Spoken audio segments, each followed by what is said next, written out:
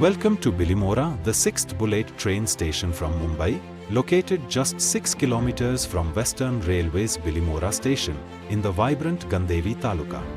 Here, the future of high-speed rail is steadily taking shape. At the heart of this progress, the Bilimora bullet train station stands as a symbol of modern engineering and thoughtful design. Construction is progressing at a steady pace.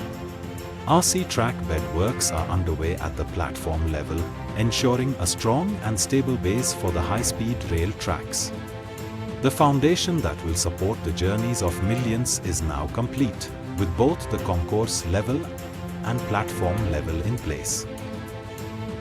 The station's structural steel erection has been successfully completed, marking a major milestone in its development.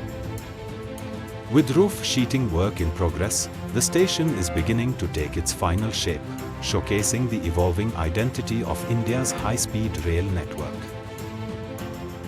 To make travel easier for everyone, escalators are being installed at the station.